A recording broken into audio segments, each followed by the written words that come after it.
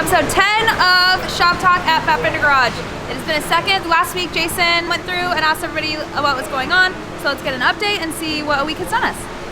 So a lot of people were asking why our Godzilla motor had 2 alternators. We've heard a couple different answers, so we're gonna go and ask Mike what the answer is. Hi Mike. Hi. We have a question for you, which is why is there 2 alternators on this Godzilla motor? What we do is basically it's for amperage. So say a regular alternator might put 160 amps as normal. This one's gonna put out over 300 amps. That is made for like heavier, like for like an ambulance or something like that, more lighting, more equipment. That's gonna power everything up for like a winch, or you can use basically an air compressor. That's gonna give it more power to power it up. Okay. I also saw that it said that it would save heat because they're not running as high. Right, is that true or is that a myth? That's true, that's true. You're not pulling so much amps out of one, you pull them out of both about the same, so they're not gonna get as hot. Cuts down the resistance. Nice. So there's some good things to it. Yeah. So why would you choose 2 over just one big one? Well, it depends on the application you're running, because you have the 2, it's gonna power up and make stuff last longer. If they have one alternator and they got so many things coming off it, the component's gonna struggle to run it. If you have the 2, they won't take as much, so it cuts down on resistance and stuff like that. They last longer. Thank you. You're welcome. The rear diffuser is pretty much done. The bezels, the tailgate, license plate mount. We got a backup camera, LED license plate light, molded the rear tailgate. It's now swinging. Made a cover panel so you don't see in there at all, so it's just kind of smooth.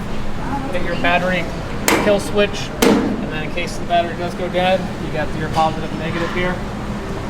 So we're getting close to the end here. Making a reservoir tank now for the heat exchanger. So the supercharged engine produces a lot of heat, so we run a heat exchanger on all of these supercharged vehicles.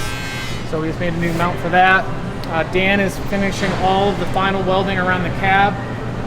Trevor designed and made these billet trim rings that go up here. Beautiful. So you push them? Yep, so that's how you lock it down. It looks flush. Twist it. Oh. Yeah, so this is going to be the coolant overflow. This side's going to be the heat exchanger tank. It's going to be quite large because you think of the large supercharger, intercooler, and then the heat exchanger here. You want to be able to hold all of the coolant. The grill has been finalized. We're waiting on some hinges from Roadster Shop. And then we're going to be starting on some of the aluminum engine covers. So you guys have seen all the inner fender wells that were in here last time. Once Danny gets done with all of the welding in there, we're going to basically have GT100 on each valve cover. We'll make nice covers that are just going to pop on with rubber grommets. This way you're not trying to take a bolt off and drop a bolt down to the engine. Just pull it off like a factory engine cover on like a Mustang GT or like an F-150. So we just don't want to see any of this other stuff. It's just, I don't know, it's not as appealing on the new Coyote engines. They make a lot of power, but they're just not, they're not really good looking engines.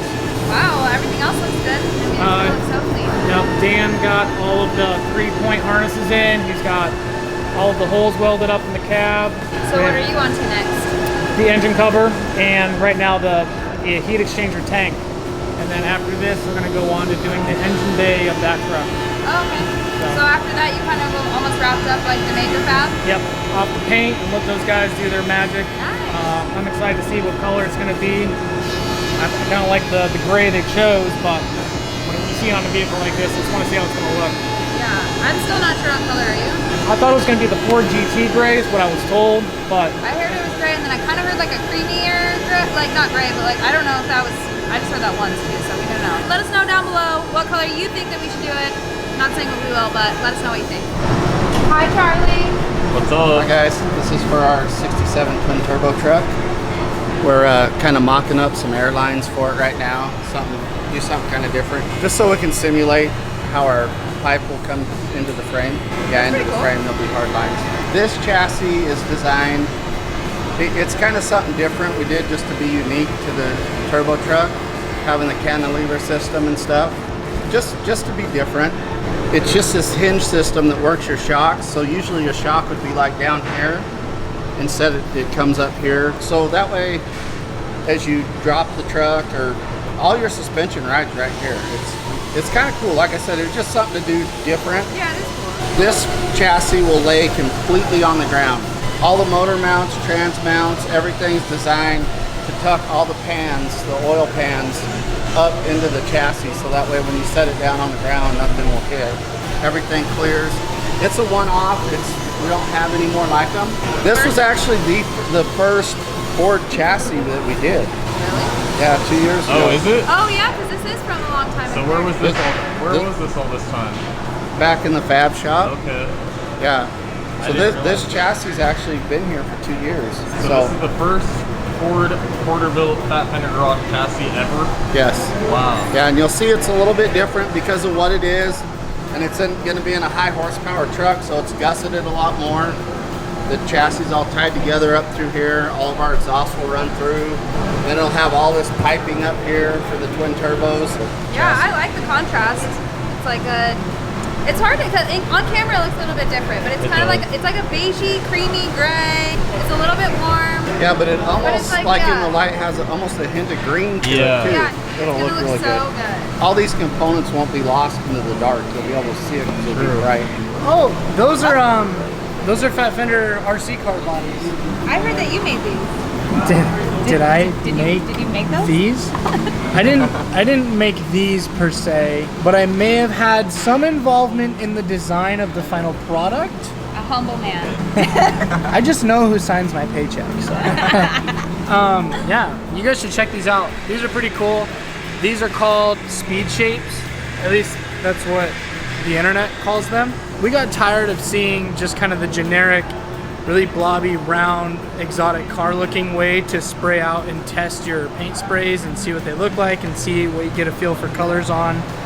And we're like, hey, you know what? These need to have more facets, have a roof that isn't just like a cloud. Just make one that looks like a truck and be able to see what colors look like on the shape of a truck. They help you look at your colors, help you get a better idea of what it's gonna look like when you put it on the vehicle, and gives you good shadows, gives you good contours and things, helps you get a good concept of the layout of the color on the vehicle before you have to do it. So look out for those. Go to fatfendergarage.com and type in speed shapes. I don't think we've ever been inside this build, but it's in the back fab area. So I redid the transmission tunnel, gave it some curve and a little more room between the transmission and the sheet metal itself. And now I'm working on building the mount for this Kenwood head unit, the 10-inch screen on it. And then once I'm done with the mount, I will build the new face of the dash with a bezel around it. Is this one of the ones that like slides?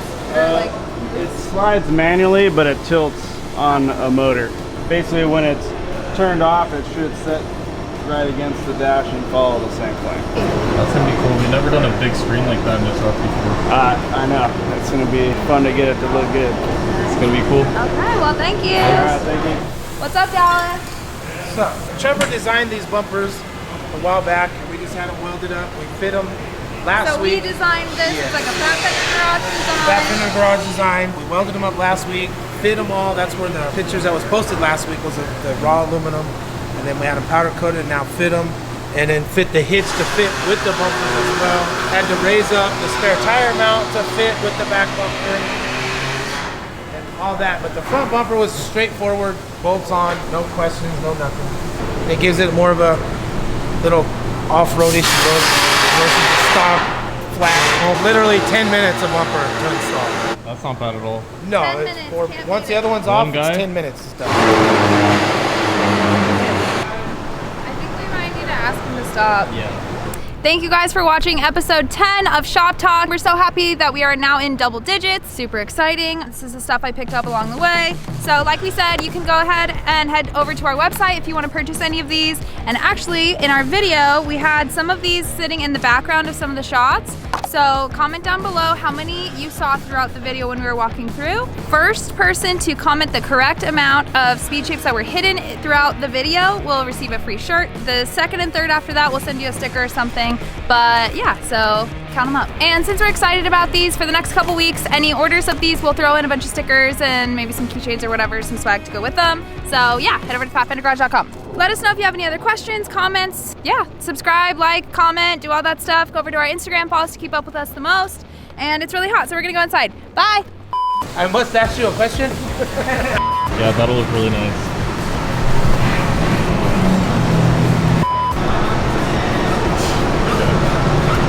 Don't make me look dumb, Jack.